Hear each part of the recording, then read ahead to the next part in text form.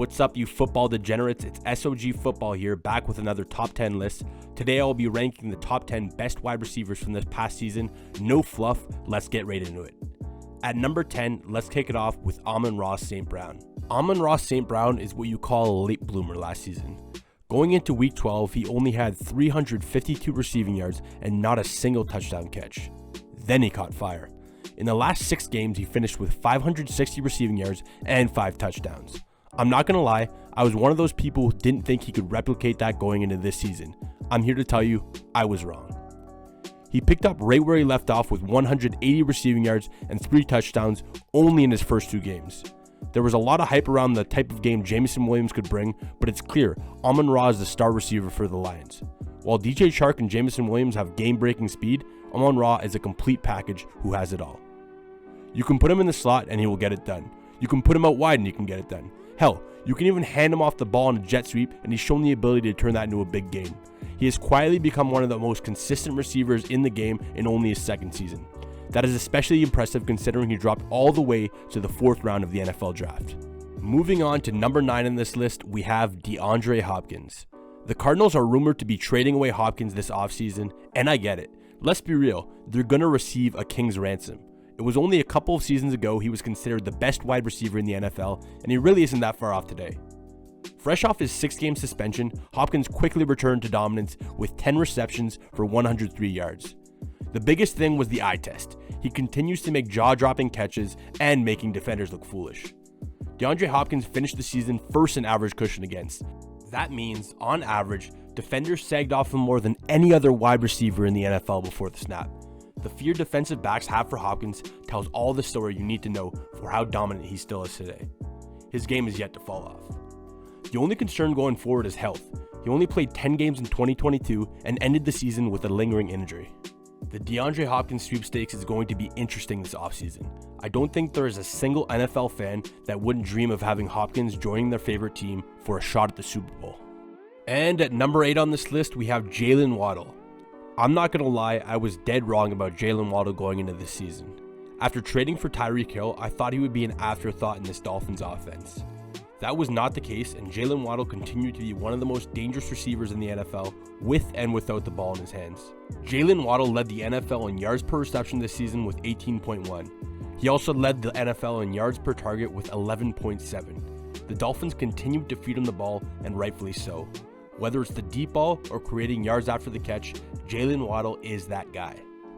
If it weren't for the lackluster quarterback play in the last 2 games of the season, Jaylen Waddle was going to crack 1,600 receiving yards for the first time in his 2-year career.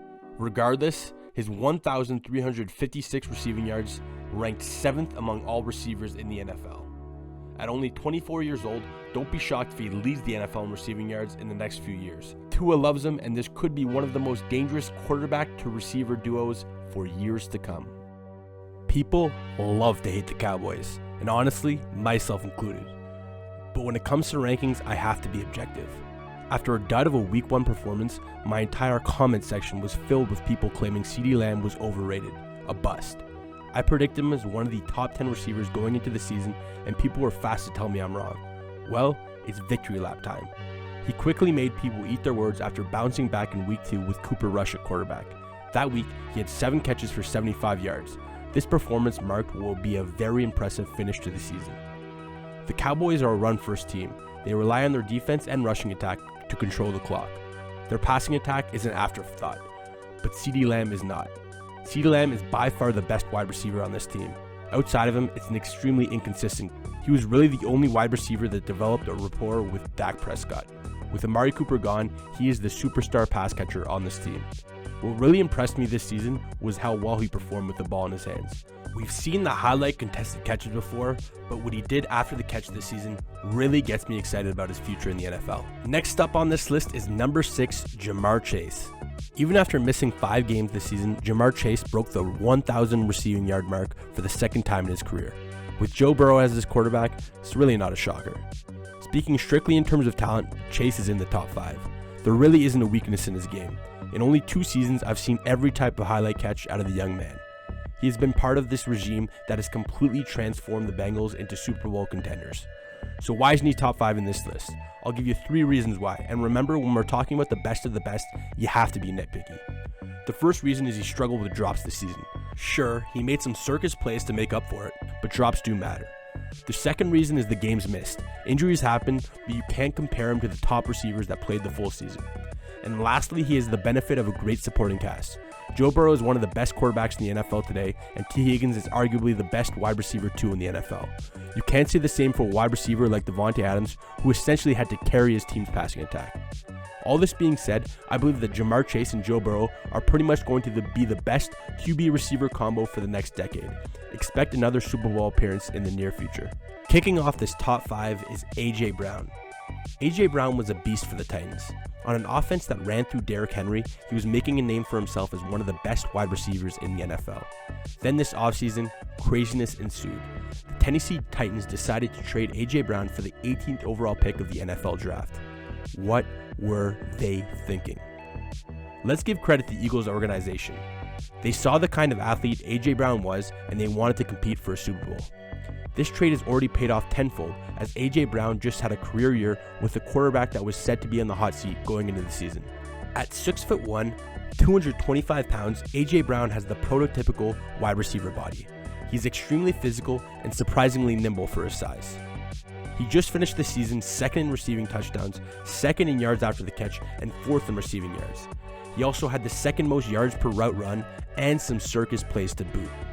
The Titans traded him because they didn't want to pay him in the long term. I can confidently say they were dead wrong. Dead wrong.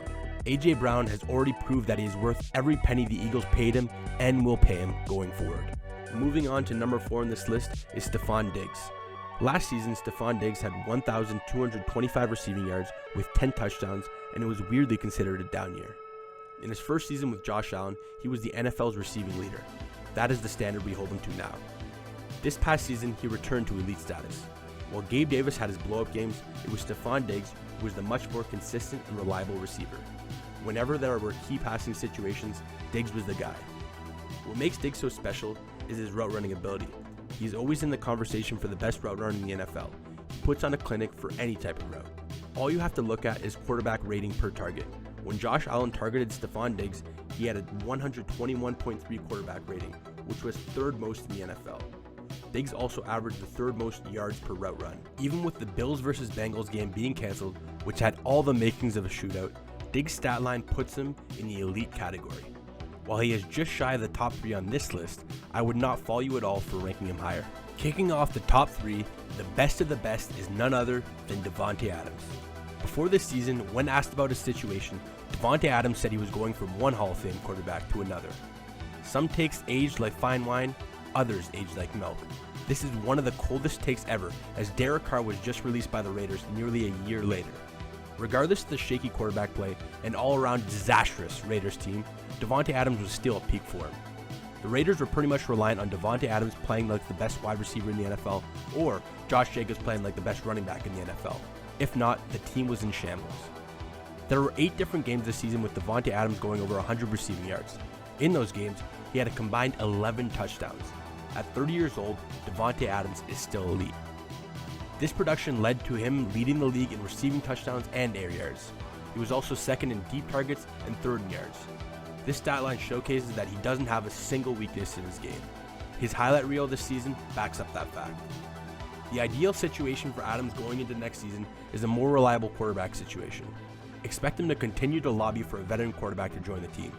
Aaron Rodgers will likely have his phone blow up with texts and tweets from his former partner in crime. And speaking of freezing cold takes, at number 2 we have Tyreek Hill. Hill was quick to talk about how Tua Tagovailoa is the most accurate quarterback he's ever had throwing the football. I respect the desire to hype up his quarterback, but just imagine how ridiculous his production could have been if he stayed with Patrick Mahomes. Regardless, his 1,700 receiving yards this season prove how good he could be regardless of the situation.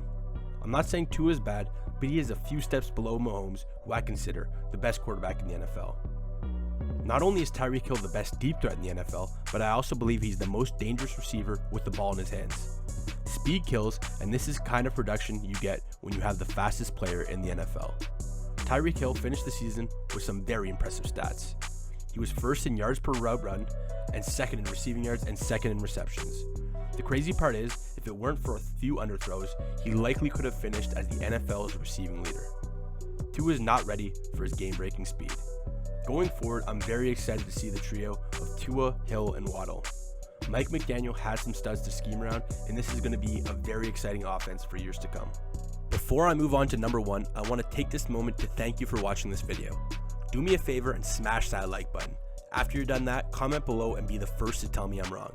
And without further ado, number 1 on this list is none other than Justin Jefferson. If you don't think Justin Jefferson, I know, it's way too early to crown him, but this is the pass-first era we live in. He is currently averaging the most yards per game in NFL history. At this point, I'm confident that he will at least be the one to surpass Calvin Johnson for the most receiving yards in a single season. Of course, the extra season game helps. Anyways, back to this season. Justin Jefferson went on a tear. He was first in receiving yards, receptions, and yards after the catch. The Minnesota Vikings finished the season 13-4, and it was on the back of this man. He also had easily the most impressive catch of the season. His one-handed catch against the Bills was absolutely ridiculous. The amount of talent, confidence, strength, and hand-eye coordination it takes to execute a catch like that makes it seemingly impossible. That he's not even mentioning the fact that it was against one of the best teams in the NFL in the biggest moment of the game. Saying it was clutch is an understatement. People love to call out his bad game against Jaire Alexander and the Packers defense, but you'd be a fool to label someone off one single performance. He was dominant throughout the entire season, and one game barely factors in when judging his ability as a whole. So can he continue this pace? Absolutely not. But it's clear he's not aiming to be the best wide receiver in the NFL, but one of the best receivers in NFL history. And that concludes my top 10. Do you agree? Do you disagree? I'm always open for debate, so feel free to comment below. Also, check out the playlist included on the screen if you want to see more of my top 10 list. Peace.